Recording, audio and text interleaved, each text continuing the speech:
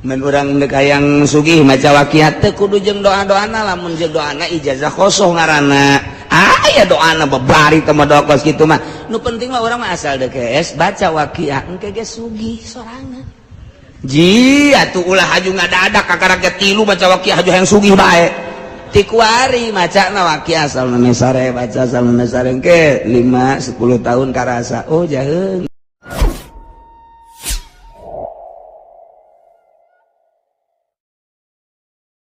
Keur ngaji teh mulia, keur ngaji teh nu ngadengekeun lain sakadar jelema bae, lantaran ketika didengungkeun ayat-ayat suci Al-Qur'an malaikat ngadengekeun hiji-hijina huruf teh aya timbul malaikat 10 hiji huruf timbul 10 hiji huruf timbul 10 darariuk di dinya. Urang teh keur ngahiji jeung malaikat, wah berarti mulia jasa. Kunaon tuh hayang gegeraan balik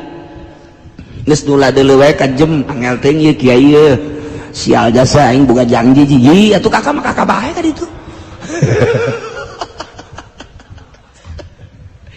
Tempat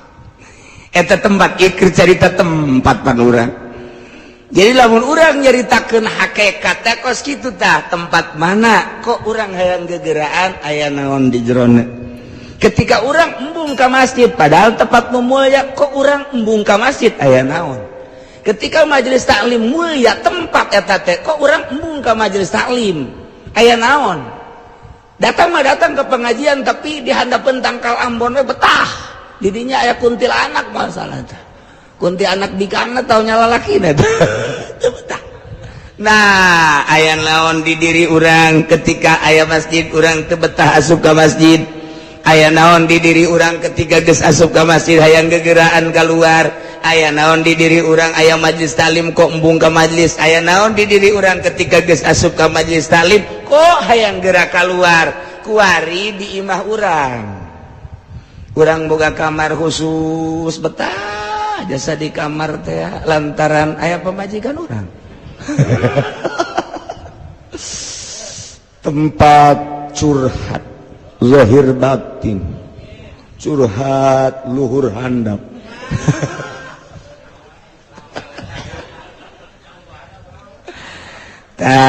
Guari orang boga kamar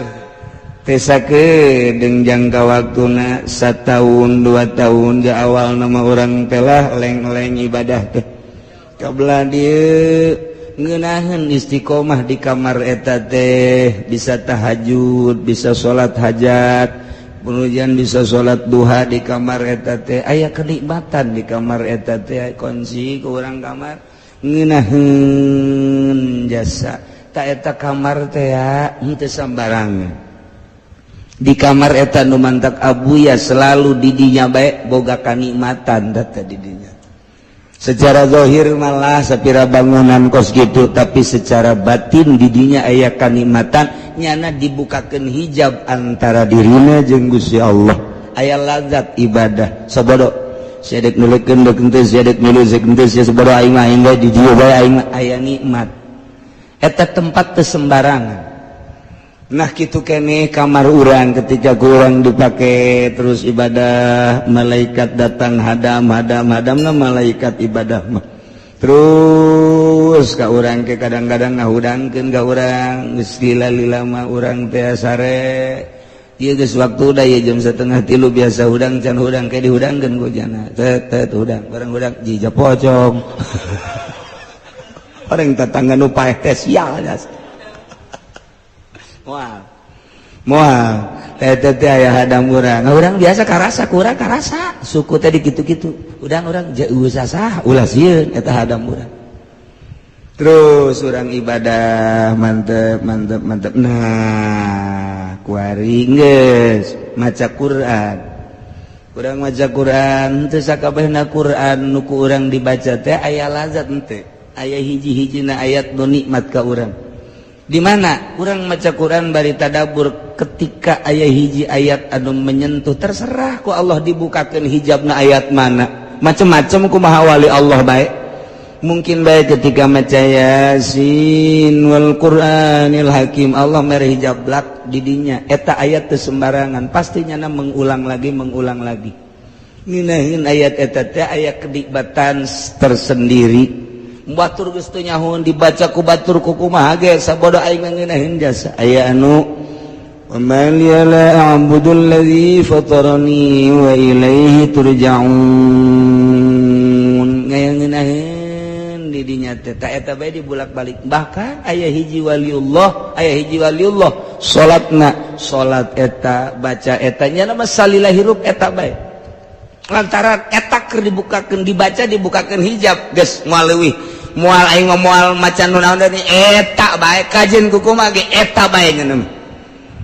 eta bae geus cenah mah aya waliullah anu pas dibukakeun hijabna lazat teh jeung Gusti Allah teh surat hal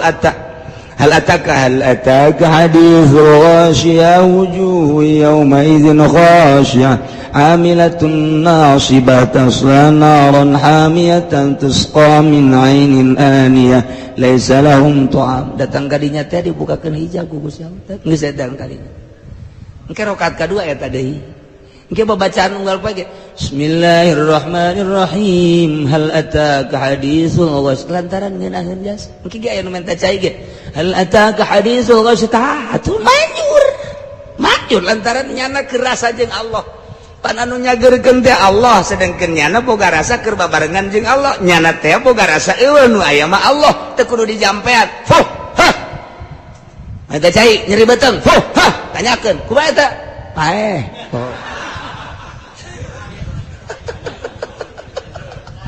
Dewa baca agar paeh tah eta lagos kitu terus be ayat-ayat nah babacaan nu mana anu nikmat engke dibere urang zikir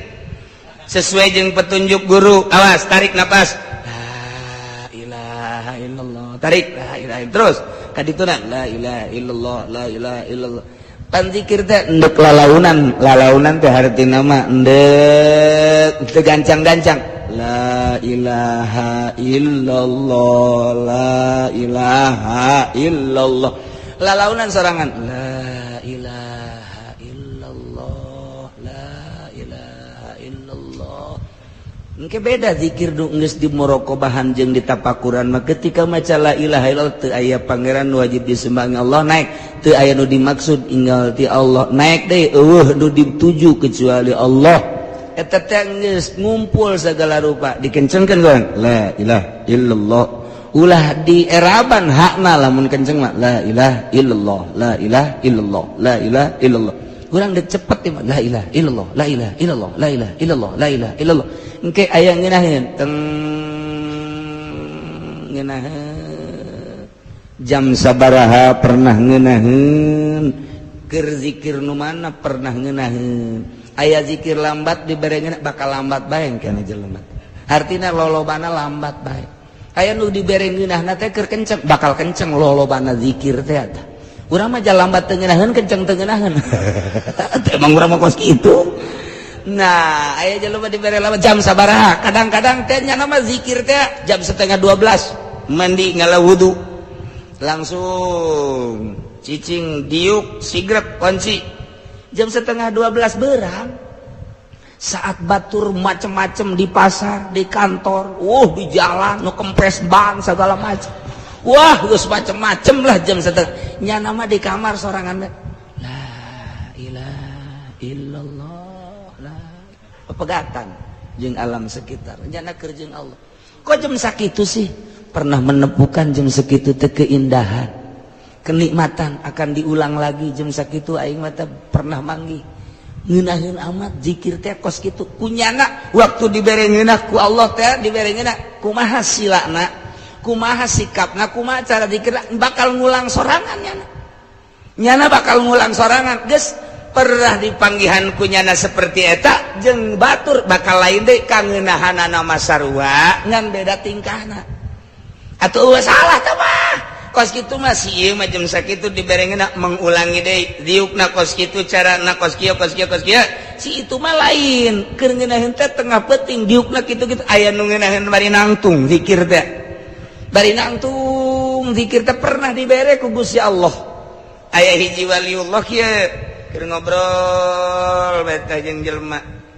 dibere taufik na ge harita ku Gusti Allah tak we ka jero hatena teh Aisyah ngobrol jeung makhluk aing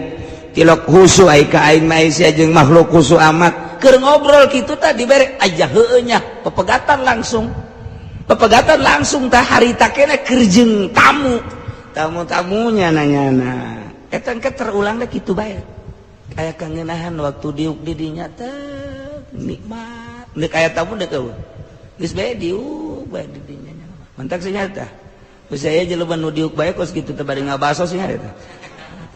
keur ngeunaheun eta jeung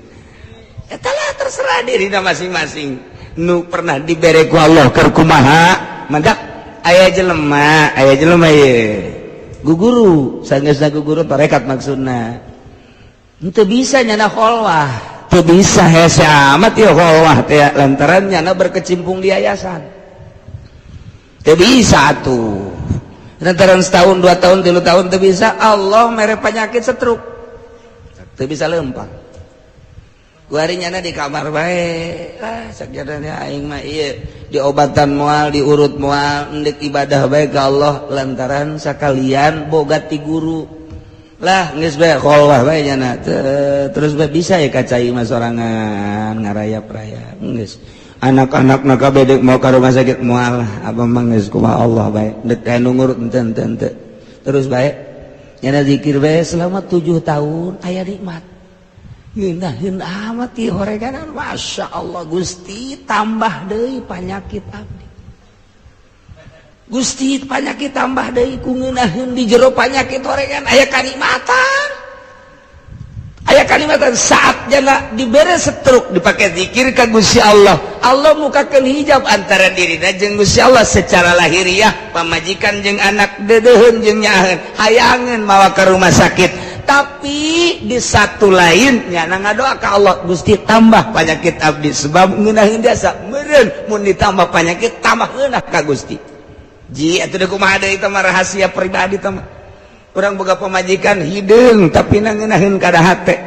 nya pendeknya hideung cak kabehan teh cak dulur-dulur pegapkeun sia mah jak kasep jak sugih aing siap deui neangan deui heuh teu ngeunah rupane ora pira tapi rasane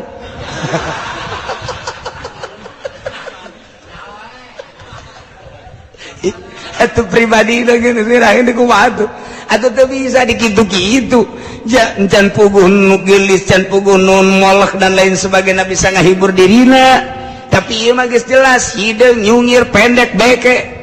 tapi kok ngeunaheun ka hate kumaha ngeunaheunana ketika nyana neuk mandi dibawakeun anduk ketika manehanana isuk-isuk hayang kopi apa hayang susu dibawakeun ketika deuk ka mamana sendal dan lain sebagainya ketika dek sare keke di kepangebutankeun heula ketika dek sare keke pamencetankeun heula ketika servisna pohara nih atuh mah hese ninggalkeun anak kan nu kieu bae masyaallah kutang geus ngabeldeh ti heula kadang-kadang jeung nu geulis mah muka kutang ge angel datang ka turun deui temperatur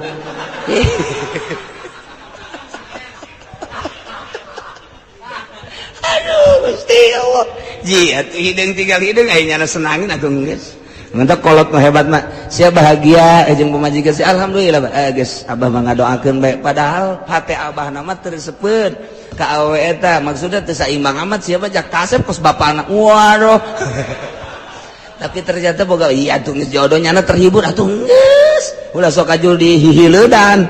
ieu mah dihihileudan aing aja nyeureus sia teu sregep asana lah dikawinkeun bae ku abah ja aya keneh loba keneh eta mah geus tinggalkeun we teu jadikeun nu kadua katilu abek kolot blon eta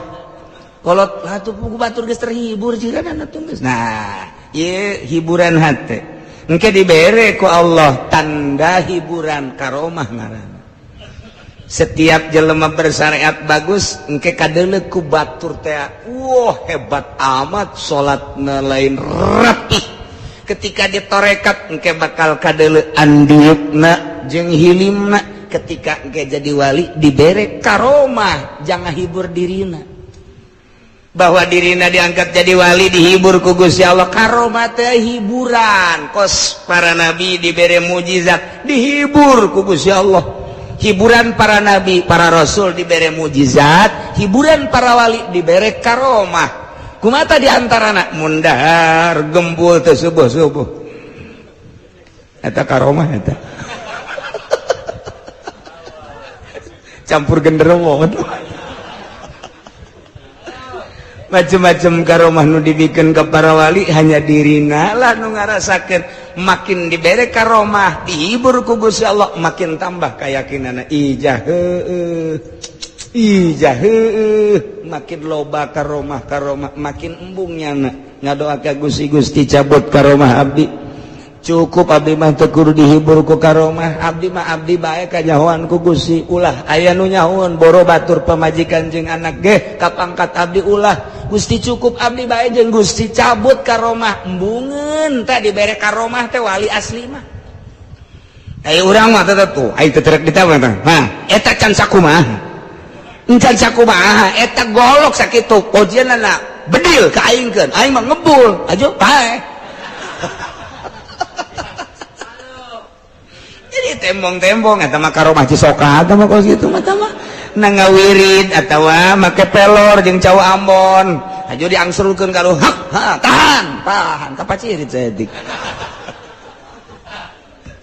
tah sunggunan tah mah kos kitu mah nu boga karomah make ketika haji wali mah dibere bae ku Allah pasti tah mah geus dibere bae geus aya bae engke nyana ge tercegang kok kitu kok kitu menta ka Gusti ulah Gusti jadinya nama lamun ditoler-toler ku masyarakat teh dianggap jelema nuhun alhamdulillah teu kanyahoan ketika aya jelema henteu nanya kanyan alhamdulillah ketika nanya mananya bae tapi henteu ngahormat alhamdulillah rabbil alamin aing teu kanyahoan ku Gusti Allah tah eta bungaheun nya mah aya urang mah lain budak kapangijeng aing nanyana mamang bae pan aing kiai goblok teu budak teu budak aing kiai sia kunon mang haji deh puyang aing mah kasia tah itu kapanggih di jalan sasalaman kos babaturan aing teh hayang kapanggih jeung saya teh kunon kadahanan cium tangan mah tuh ieu mah kos salaman kos kitu bae resep aing mah bejakeun cium tangan kitu eta mah kiai Golkar tau kos kitu mah jelema anu deket ka Allah mah makin teu kanyahoan ku batur makin teu dihormat alhamdulillah makin teu disebut alhamdulillah rabbil alamin makin ditoler-toler alhamdulillah geus ngobrol lagi jeung budak hayu jeung kolot hayu jeung nini hayu komo jeung rangdang orang madoy eueuh jarak sebab naon geus teu kadeuleuan manusia nu kadeuleu eta adalah hamba Allah aya Allahan geus ka Allah nah kuari geus tina babacaan wa kadzalika tafdilul azkar bihadzal makna wa tafdilu ba'du shalah 'alan nabi zikir-zikir nu mana anu ngeunaheun di dinya aya kautamaan doa nu mana nu ngeunaheun ka dirina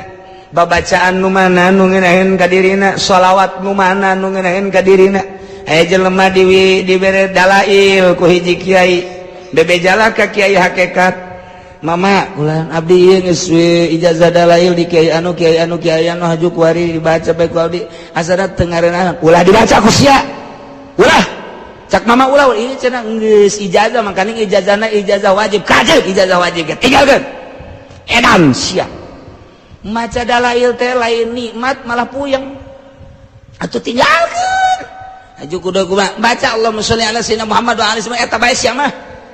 lantaran percaya aja kiai hakikat tinggalkanlah dalail kuari dibaca Allahumma sholli ala sayyidina Muhammad wa ala ali sayyidina Muhammad Allahumma sholli ala sayyidina Muhammad wa ala ali sayyidina Muhammad nanya deui ka guruna ka guru hakikat teh anu dianggap hebat kiai maca Allahumma sholli ala sayyidina Muhammad wa ala ali Muhammad sabaraha ulah loba 7 bae sitik amat cenah hayang keneh dia 11 kiai hayang keneh 40 hiji kiai hayang kena enggeus edan sia ke edan Allahumma sholli teu bagus Assalamualaikum waalaikumsalam kiai cenah ieu kaganggu kunaon tadina ieu ngawirid waqiah mabok waqiah pajore eta jelema mabok waqiah ieu ge jore mabok dalail masa mabok sholawat jeung Quran moal ngamabokeun moal ka jeung kumaha geus jamin pandalail teh sholawat Al-Quran teh kalamullah moal aya anu edan ku maca Quran moal aya nu edan ku maca sholawat, edan maca Quran, edan maca sholawat eta hayang bae ngeunaheun embung jeung jelema eta edan Quran. Ari ieu mah edan walah lain Quran, dirina kosong teh. Ngan kebenaran keur maca Quran ulah disalahkeun Quran moal Quran mah. Moal, kuari cerita eta keur ngawirid inro aya tu ada asar eta mah gedean peletna nu dimaksud daripada Quran. Atuh sia teh itil di pelet. Quran sakitu mahal pake ngawirid nu bau bohong.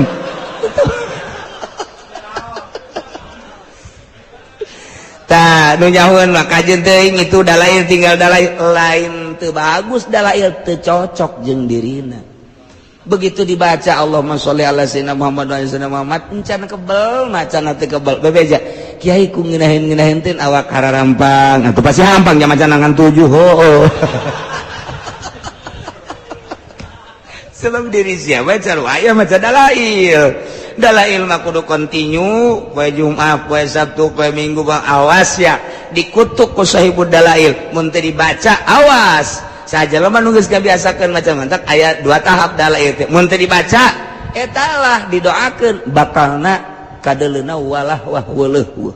lantaran aya syarat-syarat jeung kaistiqomahan anu kurang. Bahaya kos hizib ripai, kos hizib nasor, sing hade, tete kos karar itu termasuk dalail. Geus ieu mah ringan-ringan bae. Mun urang deuk hayang sugih maca waqiat teh kudu jeung doa-doana, lamun jeung doana ijazah kosong ngaranna. Aya doana babari teh mah doa kos kitu mah. Nu penting mah urang mah asal deuk geus baca waqiat engke geus sugih sorangan.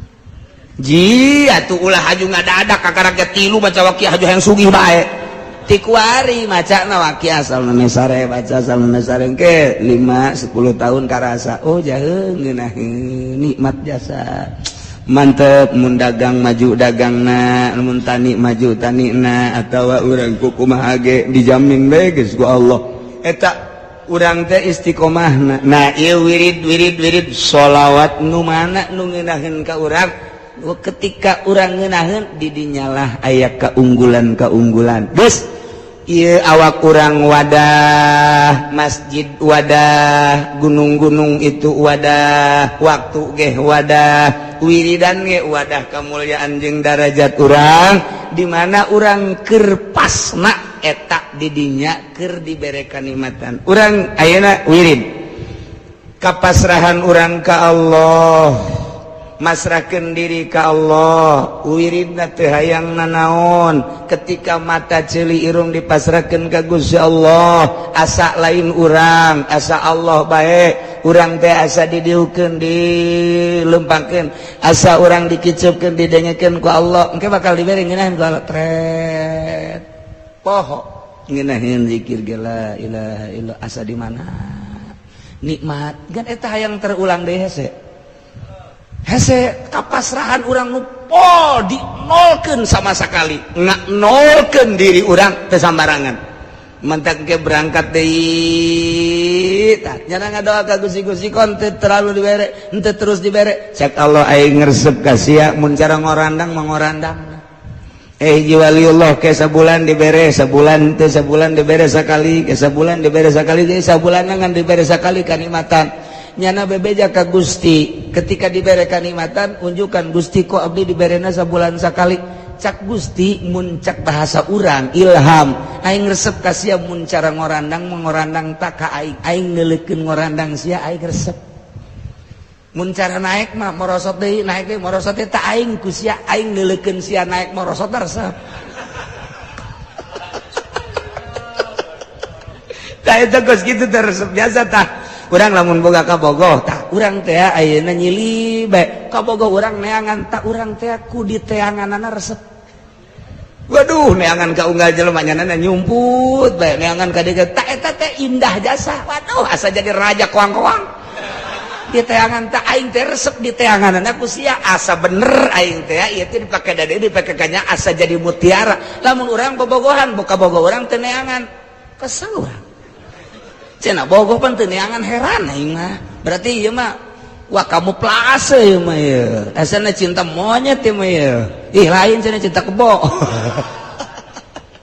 gitulah mun urang dibanding-banding moal aya anggeus dah nyaritakeun hakikat ayeuna kurang dicontohan ka kahirupan urang teu beda ngan hanya sekedar supaya kaharti bae kitu jeung kitu tah Allah teh nu mantak aya 40 ilham nu dibukukeun ku Tuan Syekh Abdul Qadir lamun Kangjeng Nabi mah mukjizat Quran bentukna mun Tuan Syekh Abdul Qadir mah ilham dikitabkeun aya tek-tekna tah kula keur bisa ilham jeung Gusti Allah anu dibere ilham ku Gusti Allah anu aya kitabna na etalah para wali-wali Allah Subhanahu wa ta'ala seakan nyana ngobrol jeung Gusti Allah. Nah gitulah keunggulan tempat, gitulah keunggulan zikir, gitulah keunggulan maca sholawat. Nu penting urang sing loba zikir, loba babacaan ka Gusti, loba maca sholawat ka Kanjeng Nabi Muhammad sallallahu alaihi wasallam. Babul hali wallahu